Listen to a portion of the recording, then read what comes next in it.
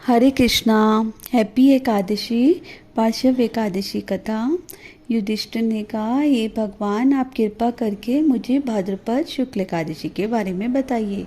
भगवान श्री कृष्ण कहने लगे, इस पुण्य, स्वर्ग और मोक्ष को देने वाली और सब पापों को नाश करने वाली एकादशी का महात्म्य कहता हूँ। इस भाद्रपद शुक्ल एकादशी को परिवर्तनी एकादशी, जयंती एकादशी, जल झूलनी एकादशी और वामन एकादशी भी कहते हैं। इस दिन भगवान करवट लेते हैं, इसलिए इसको परिवर्तनी एकादशी भी कहते हैं। भगवान के वचन सुनकर युधिष्ठिर बोले कि भगवान, मुझे बताइए कि किस तरह आप सोते और करवट लेते हैं, और आपने किस तरह राजा बलि को बांधा और वामन रूप रखकर क्या क्या लीलाएं की। श्री कृष्ण ने फिर पार्श्व एकादशी की कथा बताई। त्रेता युग में बलि नाम का एक दैत्य था। वो मेरा परम भक्त था।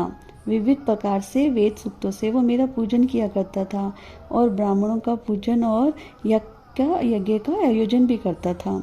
लेकिन इंद्र से द्वेष के कारण उसने इंद्रलोक और सभी देवताओं को जीत लिया। इसलिए वो सारे देवता सोच विचार करके मेरे पास आए और मैंने तब वामन रूप धारण करके 5वां अवतार लिया और राजा बलि को जीत लिया। अब श्री कृष्ण के ये वचन सुन के राजा युधिष्ठिर बोले कि ये जनार्दन, आपने वामन रूप धारण करके इस महाबली दैत्य को कैसे जीता। तब श्री कृष्ण जी ने कहा, मैंने बलि से 3 पग भूमि की याचना की और ऐसा कहा कि ये मुझको 3 लोकों के समान है, तो हे राजन, ये तुम्हें मुझे देनी ही होगी।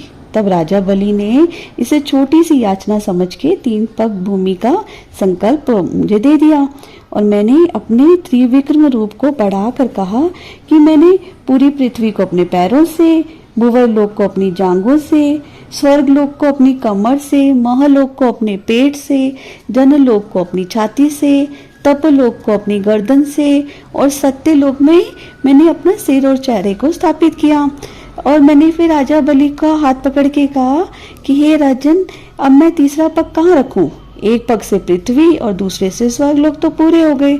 तब बलि ने अपना सिर झुका लिया और मैंने अपना पैर उसके मस्तक पे रख दिया, जिससे वह पाताल को चला गया।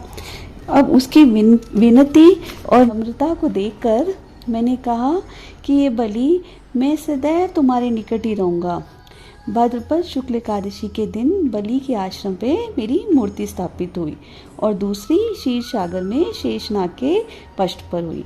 इस एकादशी को भगवान शयन करते हुए करवट लेते हैं, इसलिए तीनों लोकों के स्वामी भगवान विष्णु का इस दिन पूजन करना चाहिए।